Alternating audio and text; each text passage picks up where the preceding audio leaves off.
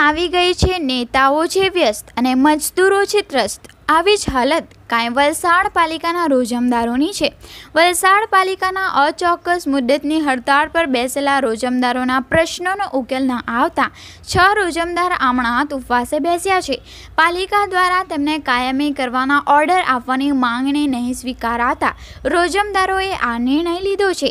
વલસાડ પાલિકાના 446 રોજમદારને minimal pay scale ચૂકવવા માટે 2 નવેમ્બર 2018ના રોજ હાઈકોર્ટે હુકમ કર્યો હતો, જેનો અમલ 1 જાન્યુઆરી 2019ના રોજથી કરવા આદેશ કરાયો હતો, પરંતુ પાલિકાએ તેનો અમલ કરવા અસમર્થતા દર્શાવતા મામલો ફરી કોર્ટમાં પહોંચ્યો હતો।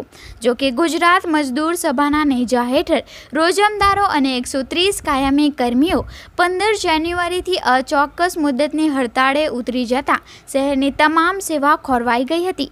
છેલ્લા 3 માસથી રોજમદારોની આ હડતાળ ચાલી રહી હોવા છતાં નગરપાલિકાએ રોજમદારોને કાયમી કરવાની માંગણી ન સ્વીકારાતા 6 રોજમદાર આમણાત ઉપવાસે બેસ્યા છે।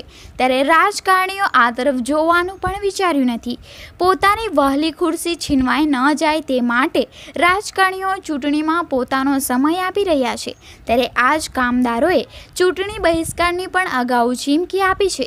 ત્યારે જોવાનું એ રહ્યું કે રોજમદારોનો ઉકેલ આવે ત્યાં સુધી તેઓના પડખે કોણ અને રોજમદારો કોના પડખે રહેશે।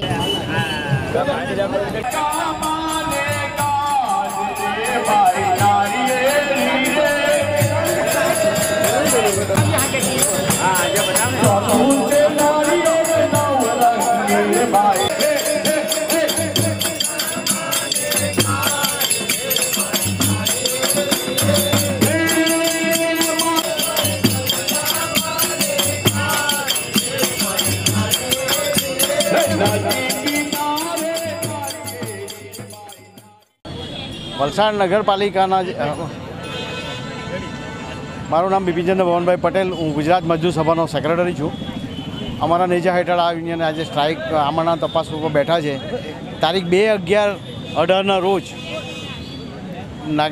નામદાર હાઈકોર્ટે તમામ 5 વર્ષની નોકરીવાળા કામદારોને પરમેનન્ટ કરવાનું કહ્યું છે અને તેની અમે મૌખિક અને લેખિત રજૂઆત કરવા છતાં બોર્ડે બી ઠરાવ કરી આપ્યો છતાં ફક્ત શાસક પક્ષના જે નેતા છે તેના કહેવાથી જે ભાજપના પ્રમુખ છે વલસાડ જિલ્લાના, તેમના દબાણથી આ હુકમનો અમલ થઈ રહ્યો નથી।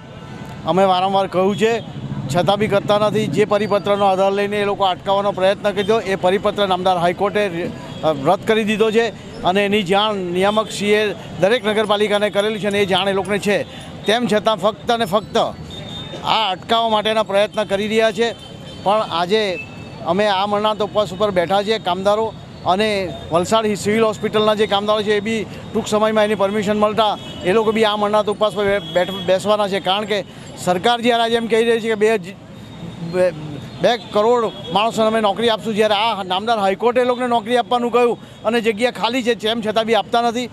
આજે જે બહારથી માણસો લાવે છે તે લોકોને 485 વત્તા જમવાનું આપે છે, જ્યારે આ કામદારોને 300 રૂપિયા રોજ આપે છે। આ નામદાર હાઈકોર્ટના જે હુકમ છે તેની અંદર તેમ છતાં બી આજે જે વલસાડ નગરપાલિકા છે કોઈ બી લેબર લોનો અભ્યાસ કર્યા વગર ને તેનો અમલ કરતી નથી। કારણ કે આજે જે આ મહેશભાઈને બેઠા છે એ લોકોનું 2011થી કમ્પલસરી પ્રોવિડન્ટ ફંડ કાપવાનું હોવા છતાં આજ દિવસ સુધી એમનું પ્રોવિડન્ટ ફંડ કાપ્યું નથી।